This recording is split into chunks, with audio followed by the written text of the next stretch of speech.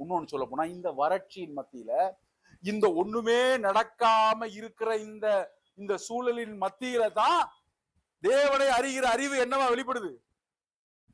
ஜீவனா எங்க வெளிப்படுது, வெளிச்சமாய் வெளிப்படுது.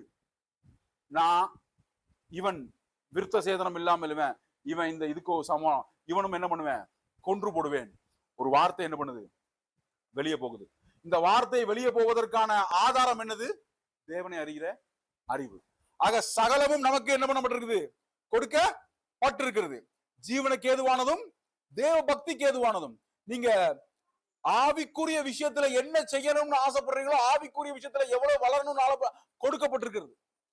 அதனாலதான் எபேசியர்ல படிக்கிறோம், எல்லா ஆசீர்வாதங்களினாலும் நம்ம என்ன பண்ண வச்சிருக்காரு, ஆசீர்வதித்திருக்கிறார், கொடுக்கப்பட்டிருக்கிறது. தேவனை அறிகிற அறிவினாலே நாம் என்ன பண்ணுவோம், காலை தூக்கி வச்சு பெற்றுக்கொள்வோம். இந்த இருளின் மத்தியில, இந்த வறட்சியின் மத்தியில, இந்த கேள்வியின் மத்தியில, ஏன்னா பல வருஷம் ஆயிருச்சு இந்த கேள்வி வருது. இன்னைக்கு இந்த கொஸ்டின் இருக்குது, எத்தனாவது வயசுலே ஆபிரகாம் அழைக்கப்பட்டார் அப்படிங்கிற ஒரு கொஸ்டின் வருது.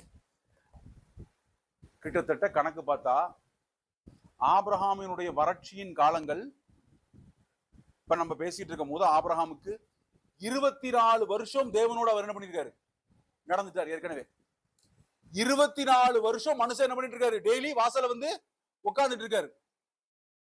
வேலையை பாக்குறாரு, உட்கார்ந்து இருக்கிறாரு, வேலையை பாக்குறாரு, உட்கார்ந்து இருக்கிறாரு. அந்த அம்மா மூஞ்ச பாக்குறாரு, அந்த அம்மா இவர் மூஞ்ச பாக்குது. இவ்வளவுதான் இருக்குதே தவிர வாழ்க்கை என்ன பண்ணல, நகரல. அடுத்த கட்டம் நகரல.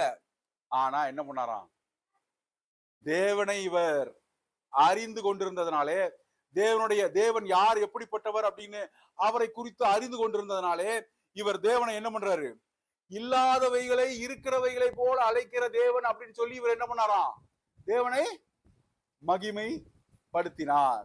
தேவனை மகிமைப்படுத்தினார்னா எப்படி மகிமைப்படுத்திருப்பாரு? தேவனை மகிமைப்படுத்துறதுனா என்ன,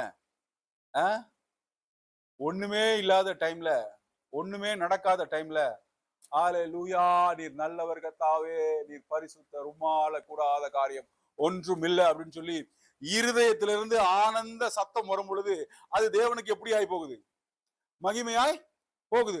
எல்லாம் வந்ததுக்கு அப்புறம் தான் நான் துதிப்பேன் அப்படின்னா என்ன, அது என்னது, வந்ததுக்கான ரியாக்ஷன் இல்லையா?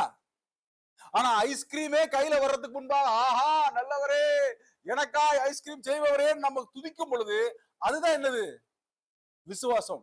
ஆக ஆபிரகாம் அவர் இல்லாதவைகளை இருக்கிறவைகள் போல அழைக்கிற தேவன் என்று சொல்லி என்ன பண்ணாராம்,